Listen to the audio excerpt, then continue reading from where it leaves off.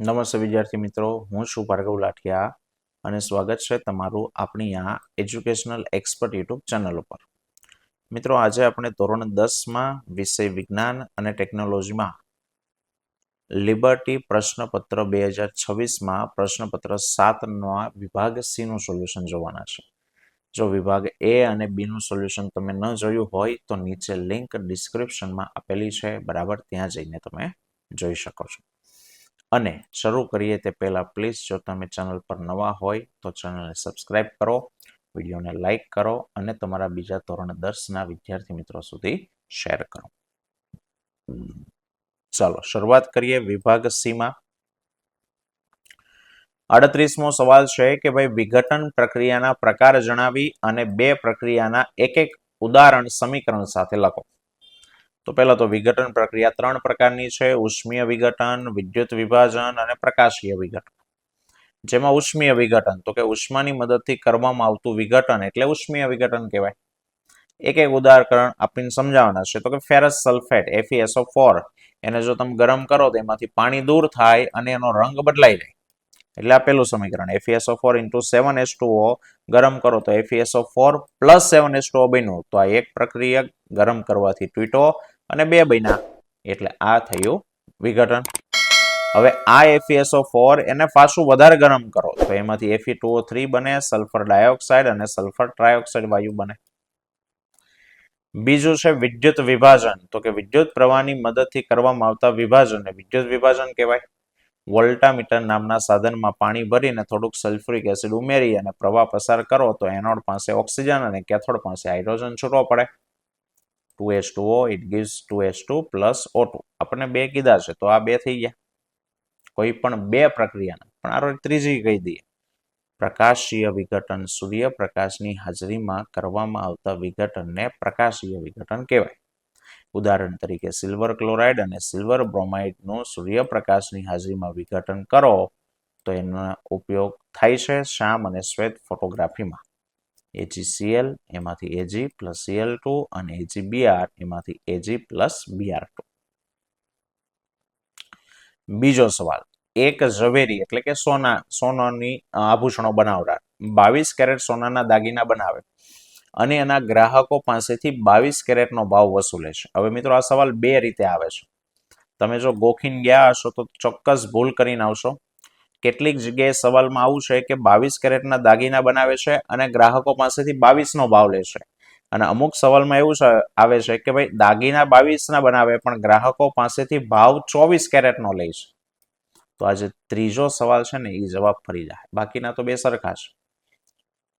ચાલો, તો પહેલું કહે છે કે આપણે શા માટે 24 કેરેટના દાગીના બનાવી શકતા નથી? તો કે 24 કેરેટ સોનું ખૂબ જ નરમ હોય અને એટલે 24 કેરેટ સોનામાંથી બનાવેલા જે દાગીનાનો આકાર છે એ દબાણને કારણે બદલાઈ જાય, અને એટલે 24 કેરેટ સોનામાંથી દાગીના બનાવવા એ સહેલું નથી. બીજું છે સોનાના દાગીનાની બનાવટમાં ઉમેરી શકાય એવી બે ધાતુ. તો કે સોનાને મજબૂત બનાવવા માટે એમાં કોપર અને ચાંદી ઉમેરી શકાય. અને ત્રીજું છે કે સાહેબ ઝવેરીનો આ વર્તુણકમાં કયો ગુણ જોવા મળે? 22 કેરેટના સોનાના દાગીના બનાવીને ભાવ 22 કેરેટનો લે છે તો તેમાં તેના વ્યવસાયિક વૃત્તિ અને પ્રામાણિકતાનો ગુણ છે તે જોવા મળે છે. અને જો 24 કેરેટ અહીંયા લખ્યું હોય તો લોભનો ગુણ, ઝવેરીની તેની આ વર્તુણકમાં તેનો વ્યવસાય વૃત્તિ પ્રત્યે લોભનો ગુણ છે તે જોવા મળે. પણ અહીંયા 22ના બનાવે છે અને 22ના જ ભાવ લે છે એટલે પ્રામાણિકતા, ઈમાનદાર. 40મું કે સંયોજન X અને એલ્યુમિનિયમનો ઉપયોગ ટ્રેનના પાટાને જોડવા માટે થાય છે. તો પેલા X ને ઓળખો. તો કે સાહેબ X છે ને એ આયન ઓક્સાઇડ Fe2O3 છે. એની આ એલ્યુમિનિયમના ભૂકા સાથેની પ્રક્રિયા કયા નામે ઓળખાય? તો કે એનું નામ છે થર્મિટ પ્રક્રિયા. અને એનું સમીકરણ લખો. તો કે Fe2O3 એની એલ્યુમિનિયમના ભૂકા સાથેની પ્રક્રિયા કરો, એને ગરમ કરો તો એમાંથી મળશે Fe પીગળેલું, Al2O3 છૂટું પડે અને ઉષ્મા છૂટી પડે. 41મો લડવાની કે દોડવાની સ્થિતિમાં કયો અંતઃસ્રાવ ઉત્પન્ન થાય અને પ્રાણી શરીરમાં થતી એની અસરો જણાવો. તો કે લડવાની કે દોડવાની સ્થિતિમાં એડ્રિનલ ગ્રંથિમાંથી એડ્રિનાલિન અંતઃસ્રાવ મુક્ત થાય. અને કટોકટીની પરિસ્થિતિમાં શરીરમાં એડ્રીનાલિનનો સ્ત્રાવ થાય છે અને આ ગ્રંથિ એને લડોયા ભાગો ગ્રંથિ તરીકે ઓળખાય. તેની અસર શું છે તો કે પહેલું, હૃદયના ધબકારા વધે છે એનાથી, જેથી સ્નાયુઓને વધારે ઓક્સિજન મળી રહે. બીજું છે ઉરોદર પટલ અને પાછળના સ્નાયુનું સંકોચન થાય, જેનાથી આપણો શ્વસન દર વધે. ત્રીજું, પાચન તંત્ર અને ત્વચાની નાની ધમનીઓની આસપાસના સ્નાયુ સંકોચાઈ જતા રુધિર આપણા કંકાલ સ્નાયુ તરફ ગતિ કરે. અને ચોથું છે રુધિરનું દબાણ વધે. આમ એડ્રીનાલિન પ્રાણી શરીરને લડવા કે દોડવાની ક્રિયાને પહોંચી વળવા માટે તૈયાર કરે છે. 42મું, આકૃતિ જોઈને જવાબ આપવાનો છે. આકૃતિમાં એને ઓળખો. બોલો, આ એ શું છે તો કે એ છે પરાગ નલિકા. અને એનું કાર્ય તો કે સાહેબ તે નરજન્યુનું વહન કરે. જો અહીંયા આકૃતિમાં અહીંયા નરજન્યુ છે, બરાબર, જોઈ લો નિરાતે. બીજું છે બી ને ઓળખો. બી વાળો ભાગ તો કે અંડાશય છે. એનું કામ શું છે તો કે ફલન પછી એમાં શું ફેરફાર થાય તો કે ફલન પછી પરિપક્વ થઈ અને ફળ બને. અને સી વાળો એરો ક્યાં માર્યો એ ખાસ જોવાનો મિત્રો. જો અહીંયા અંડાશયની અંદર અંડક છે, અંડક પાસે એરો માર્યો છે તો કે સી એ માદા જન્યુ એટલે કે અંડકોષ છે. અને એફમાં ફલન પછી શું ફેરફાર થાય તો કે નરજન્યુની સાથે જોડાઈ યુગ્મનજ બનાવે અને અંડકમાં યુગ્મનજનું વિભાજન થઈને ભ્રૂણ બને અને એમાંથી ક્રમશઃ વિકાસ થઈ અને બીજનું નિર્માણ છે તે થાય. બરાબર. તો સી તરીકે માદાજન્ય કોષ, અંડકોષ અથવા અંડક લખી શકાય, પણ એરો છે એ આઈ થિંક પેલા પાસે છે એટલે માદા જનન કોષ. 43, અલિંગી પ્રજનન એટલે શું? તેના પ્રકારો પૈકી કલિકા સર્જન સમજાવો. તો પેલા વ્યાખ્યા કે ભાઈ એક જ સજીવના શરીરના કોઈ દૈહિક ભાગ દ્વારા નવા સજીવનું સર્જન થાય તો એવા પ્રજનનને અલિંગી પ્રજનન કહેવાય. એક જ સજીવ એના શરીરના કોઈ ભાગ દ્વારા નવો સજીવ બને તો એને અલિંગી પ્રજનન કહેવાય. અથવા તો બીજી વ્યાખ્યા કે જનન કોષોના નિર્માણ વગર એક જ પિતૃ દ્વારા નવી સંતતિનું નિર્માણ થવાની ક્રિયા એને અલિંગી પ્રજનન કહેવાય. એના 5 પ્રકાર છે: ભાજન, અવખંડન, પુનઃસર્જન, કલિકા સર્જન, બીજાણુ સર્જન. હવે એમાંથી કલિકા સર્જન આપણને પૂછ્યું તો કે હાઇડ્રા જેવા પ્રાણીઓમાં પુનર્જનનની ક્ષમતાવાળા કોષનો ઉપયોગ કલિકા સર્જન માટે થાય. આ હાઇડ્રામાં વારંવાર કોષ વિભાજન થવાથી તેના શરીરની બહારની સપાટી ઉપર એક ભાગ ઉપસી આવે અને ઉપસેલો ભાગ વિકાસ પામે એને કલિકા કહેવાય, જે વૃદ્ધિ પામી અને બાળ સજીવમાં ફેરવાય અને પોતાના શરીરથી અલગ થઈ જાય. બરાબર. અને બાળ સજીવનો વિકાસ પૂરો થાય તો તેના પિતૃ સજીવથી અલગ પડી અને નવા સજીવ તરીકે વર્તે. આ હાઇડ્રાની આકૃતિ દોરવાની એમાં. તેવી જ રીતે ઈસ્ટમાં, ઈસ્ટ ઈયળનો નહીં પણ યતિનો, ઈસ્ટમાં પણ નાની કલિકા જેવી વૃદ્ધિ પામેલી રચના સપાટી ઉપરથી અલગ પડે અને સ્વતંત્ર નવા સજીવ તરીકે વૃદ્ધિ પામે છે. અને ઘણી વખત આ પ્રક્રિયા 3 થી 4 વખત થતા શૃંખલા પણ છે તે રચાય છે. આ પ્રમાણે. ચાલો 44મો છે કે ભાઈ એક વિદ્યાર્થી સૂર્યપ્રકાશમાં લેન્સનો ઉપયોગ કરી અને કાગળ સળગાવે છે. તો વિદ્યાર્થીએ ઉપયોગમાં લીધેલો લેન્સનો પ્રકાર જણાવો. તો ભાઈ કાગળ સળગાવવા માટે બહિર્ગોળ લેન્સ વાપર્યો હોય. બરાબર છે.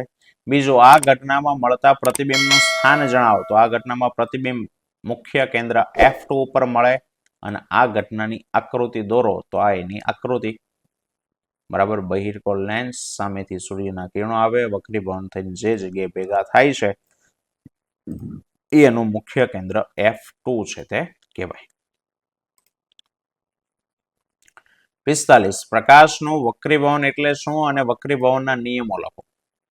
તો કે જ્યારે પ્રકાશનું ત્રાંસુ કિરણ એક પારદર્શક માધ્યમમાંથી બીજા પારદર્શક માધ્યમમાં પ્રવેશે ત્યારે બે માધ્યમને છૂટી પાડતી સપાટી પાસેથી તે વાંકું વળે અને આ વાંકા વળવાની ઘટના એને કહેવાય પ્રકાશનું વક્રીભવન. અને વક્રીભવનના નિયમોમાં પહેલું, આપાત કિરણ, વક્રીભૂત કિરણ અને બે માધ્યમને છૂટી પાડતી સપાટી પર આપાત બિંદુએ દોરેલો લંબ, આ ત્રણે એક જ સમતલમાં હોય. અને પ્રકાશના આપેલા રંગ અને આપેલા માધ્યમની જોડ માટે આપાત કોણના સાઇન અને વક્રીભૂત કોણના સાઇનનો જે ગુણોત્તર છે તે અચળ હોય. આ વિધાન એને સ્નેલનો નિયમ કહેવાય. સાઇન આઈ છેદમાં સાઇન આર બરાબર અચળ, એટલે કહેવાય માધ્યમ 1 ની સાપેક્ષમાં માધ્યમ 2 નો વક્રીભવનાંક. ચલો, અને લાસ્ટ છે કે ભાઈ અવરોધો R1 R2 વોલ્ટમીટર, એમીટર, કળ, બેટરી, વાહકતાર ને લઈ અવરોધોના સમાંતર જોડાણનો પરિપથ દોરો અને એના માટેનું સૂત્ર તારવો. તો બે જ અવરોધો કીધા છે, બરાબર. તો આકૃતિમાં બે જ લેવાના. આ આકૃતિ અહીંયા દેખાય એ પ્રમાણે. ચલો, વ્યાખ્યા. બે કે તેથી વધારે અવરોધોને એકબીજા સાથે એવી રીતે જોડો કે જેથી દરેક અવરોધમાંથી પસાર થતો પ્રવાહ જુદો જુદો હોય અને પ્રવાહને વહેવા માટે એક કરતાં વધારે માર્ગ ઉપલબ્ધ હોય તો અવરોધોના આવા જોડાણને સમાંતર જોડાણ કહેવાય. અહીં આકૃતિમાં બે અવરોધો R1 અને R2 ને 20 વોલ્ટની બેટરી હારે જોડ્યા છે. R1 R2. ચલો, બંને અવરોધના બે છેડા વચ્ચેનો વોલ્ટેજ એ બેટરીના વોલ્ટેજ જેટલો V જેટલો જ છે, પરંતુ દરેક અવરોધમાંથી પસાર થતો પ્રવાહ છે એ જુદો જુદો હોય. કેમ? તો કે અહીંયાથી પ્રવાહને વહેવાના અહીંયા સુધી એક રસ્તો, પછી હવે એને જવાના બે રસ્તા છે. ધારો કે બે અવરોધો R1 અને R2 માંથી પસાર થતો પ્રવાહ અનુક્રમે I1 અને I2 છે, જે કુલ પ્રવાહ I જેટલો હોય. તો સૂત્ર થાય I બરાબર I1 પ્લસ I2, સમીકરણ નંબર 1. હવે આપણે સૂત્ર મેળવવાનું છે અવરોધનું, પણ અહીંયા સમીકરણમાં પ્રવાહ છે. તો એક કામ કરીએ સાહેબ, આ પ્રવાહ શોધીએ. તો R1 માંથી પસાર થતો પ્રવાહ, સૂત્ર છે પ્રવાહનું શું થાય? તો કે પ્રવાહ I બરાબર V ના છેદમાં R થાય. વોલ્ટેજ તો અહીંયા બેમાં હરખો છે, તો I1 બરાબર V ના છેદમાં પહેલાનો અવરોધ એટલે R1, અને એવી રીતે R2 માંથી પસાર થતો પ્રવાહ I2 બરાબર V ના છેદમાં R2, સમીકરણ નંબર 2 ને ભેગું 2. હવે સાહેબ I1 I2 આવી ગયા, પણ I ની કિંમત મૂકવાની બાકી છે. તો કે અહીં ધારો કે બે અવરોધો R1 અને R2 ના બદલે એક અવરોધ RP, P for parallel એવો મૂકવામાં આવે કે જેથી પરિપથમાંથી પસાર થતો પ્રવાહ I જેટલો જ રહે, તો RP ને R1 R2 નો સમતુલ્ય અવરોધ કહેવાય. અને આકૃતિ બનાવડી આ કે બે અવરોધો કાઢી નાખ્યા, નવો એક જ અવરોધ મૂક્યો, બરાબર. RP એનો એ પ્રવાહ, એની બેટરી, તો RP ને સમતુલ્ય અવરોધ કહેવાય. તો એનો પ્રવાહ I શોધો, તો I બરાબર એનો વોલ્ટેજ છેદમાં એનો અવરોધ, I બરાબર V ના છેદમાં RP, સમીકરણ 3. સમીકરણ 2 અને સમીકરણ 3 બેની કિંમત સમીકરણ 1 માં મૂકો તો V ના છેદમાં RP બરાબર V ના છેદમાં R1 પ્લસ V ના છેદમાં R2. બે સાઈડથી V કોમન કાઢો તો V ના છેદમાં RP બરાબર V છેદ કૌંસમાં 1 ના છેદમાં R1 પ્લસ 1 ના છેદમાં R2. સામસામા V કેન્સલ, તો 1 ના છેદમાં RP બરાબર 1 ના છેદમાં R1 પ્લસ 1 ના છેદમાં R2, સમીકરણ નંબર 4. સમીકરણ 4 એને સમાંતર જોડાણના સમતુલ્ય અવરોધનું સૂત્ર છે તે કહેવાય. રેડી? તો આ તો આજનો આપણો ટોપિક. આવતા વિડીયોમાં ફરી પાછા મળીશું. ત્યાં સુધી જય હિન્દ, જય ભારત.